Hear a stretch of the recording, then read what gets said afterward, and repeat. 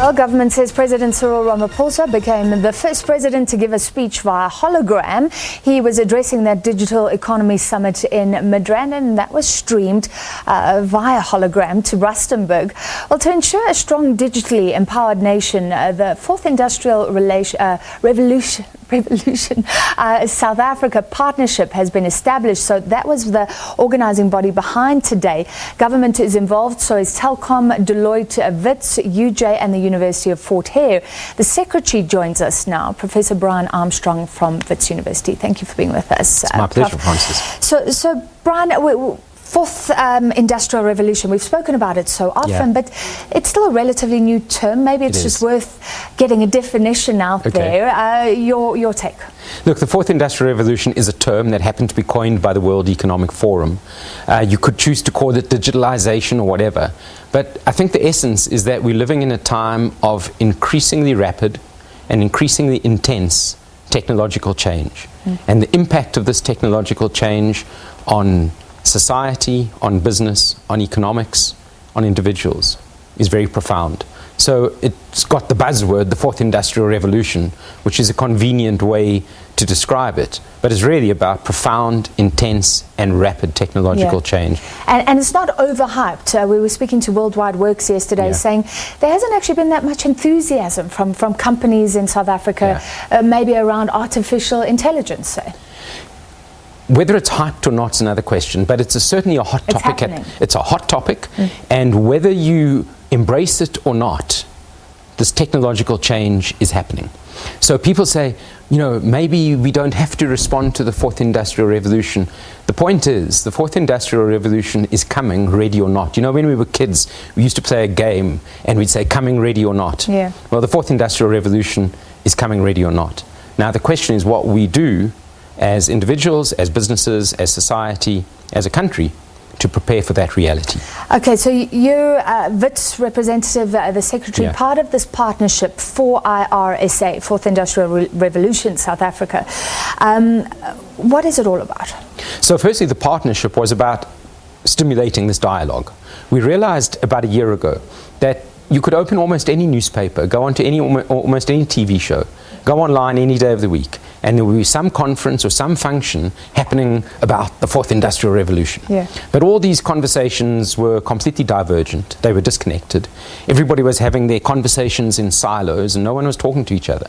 So our departure point was, it's great. Everybody should be thinking about how this technological change is going to affect them. But let's start actually trying to bring these conversations together.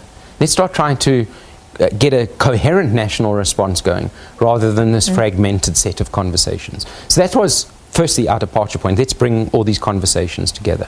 I think a second point is, you know, this is in the tech sector, tech segment of your show and so on, and there would be no Fourth Industrial Revolution without the tech revolution, of course. You know, without artificial intelligence and mobility and big data and the Internet of Things and all these things, these buzzwords we throw out, there would be no Fourth Industrial Revolution. But the point is the impacts of it are social, economical, political. They affect the daily lives of people. So the conversations we need to have shouldn't zoom in too quickly on the tech. The conversations we need to have should zoom in on about how do we fix people's lives? How do we respond? What are the appropriate policies for government? What are the appropriate strategies for businesses to grasp the opportunities and minimize the threats and the potential downsides of this Fourth Industrial Revolution? Well, was there any of that practical stuff coming out today at the summit? So we had a session on opportunities, and there were a number of ideas put forward, you know, about segments that we could play in the global service economy, using platforms to create low-skilled jobs as examples, being the vehicle to launch platform and frontier technologies into our region. So there's definitely a few ideas that have been put forward. Are they mature ideas that are ready to be implemented tomorrow? Probably not. There's further work that needs to be done.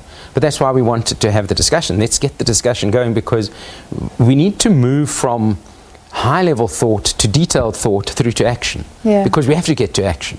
It can't be enough just to have discourse after discourse after discourse. We've got to have discourse to planning to action.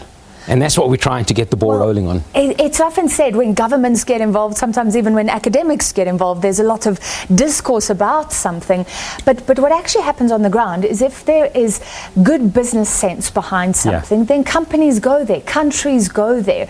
It's a natural process, or not in the case of new technologies that we don't all understand. I think if there's a clear and present business opportunity, businesses will tend to naturally go there. I would put two caveats to that though. Sometimes the opportunities coming from the fourth industrial revolution are not always so clear and present. They do need to be unpacked a bit. They need a little bit of vision. But it brings me to the second point. They also need, that vision is often not, it's not a black and white case. It's not a case of, if I introduce this form of automation or move to the cloud in this way, I am going to save 23% of my cost structure, definitely. Often the reason you want to automate is actually, I don't believe it's primarily to save money. The reason you automate is you improve quality. You improve cycle times. You can scale faster. You can reach more markets. It's actually a growth story. It's not a cost story. Yeah. Oh, and if you do it properly, you might save some money. But it's not primarily about a pure cost equation. And that brings us to the issue of jobs. So if we think we're going to automate purely to cut costs and cut jobs, I think we're missing 80% of the opportunity.